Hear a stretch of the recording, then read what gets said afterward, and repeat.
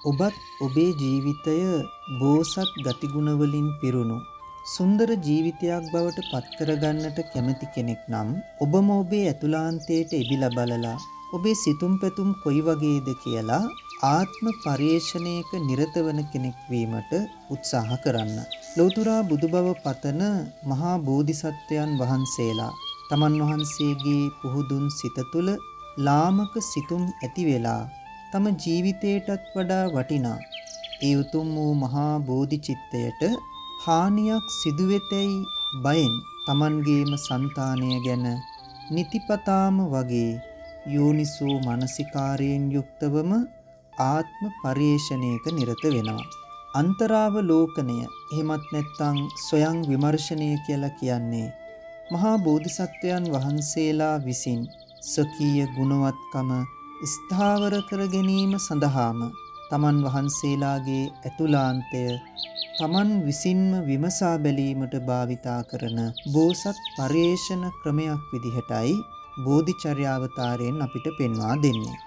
බෝධිචර්යාවතාරයේහි ඊ타ත්ම සරලව සහ බොහොම අපූර්වට පෙන්වා දෙනවා මහා බෝධිසත්වවරයෙක් ඒ ආත්ම පරිේශණය නම් වූ අන්තරාවලෝකනයේහි නිරත වෙමින් තම ඇතුළාන්තය පිළිබඳව ස්වයං පරීක්ෂාවක නිරත වෙන්නේ කොහොමද කියලා මහා බෝධිසත්වයන් වහන්සේ කෙනෙක් කල්පනා කරනවා.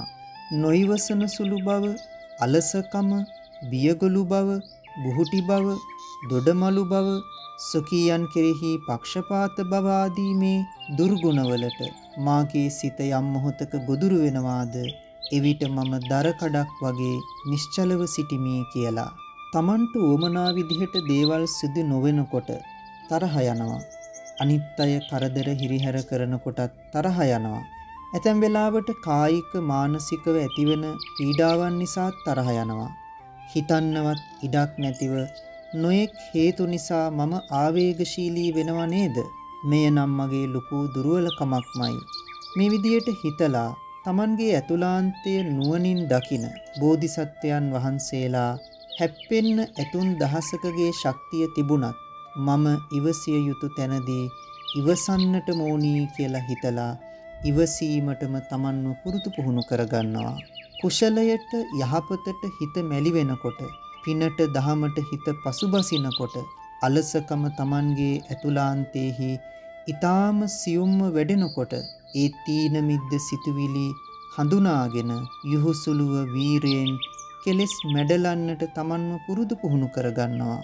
කාගේවත් ධනයකට, බලයකට, තනතුරුවලට, චණ්ඩිකම්වලට බයෙන් අගතිගාමී වෙන්නේ නැතිව, අසාධාරණකම්, අකටයුතුකම් දකිනකොට නිවට වෙන්නේත් නැතිව, ඒ වගේම ආවේගශීලීව කලබල වෙන්නේත් නැතිව, ස්ථානෝචිත ප්‍රඥාවෙන් කල යුතු දේ නියමාකාරයෙන්ම මහා බෝධිසත්වයන් වහන්සේ කෙනෙක් සිදු කරන්නේ තම ඇතුළාන්තය ගැන මනා සතිමත් භාවයක් උන්වහන්සේට තියෙන නිසාමයි. බුද්ධියෙන් ප්‍රඥාවෙන් අහලා දැකලා කටයුතු කරන්න ඕනි තැන්වල හැඟීම් වලට වහල් නොවේ අති සංවේදීකමකින් දුර්වල විදිහට හිතන්නේ පතන්නේ නැතිව නියමාකාරයෙන්ම කටයුතු කරන්නේද තම ඇතුළාන්තය ගැන මනා දැක්මක් මහා බෝධිසත්වයන් වහන්සේ කෙනෙකුට තියෙන නිසාමයි. තමන්ට තියෙන පක්ෂපාතීකම, හිතවත්කම, තමන්ගේකම සලකාගෙන මේ අපේ කාය, මේ පිටේ කාය, මේ අපේ තැනය, මේ පිටතැනය කියලා ඡන්දයෙන් අගතිගාමී වූ ලඝු චින්තකයෙක් වෙන්නේ නැතිව මහා බෝධිසත්වයන් වහන්සේ කෙනෙක් මුළු මහත් මනුෂ්‍ය ලෝකයම එකම පවුලක් විදිහට දකිමින් තම ඇතුළාන්තයේහි කිසිදු බෙදුම්වාදී අදහසක් ඇතිවන්නට ඉඩ නොදී කටයුතු සිදු කරනවා.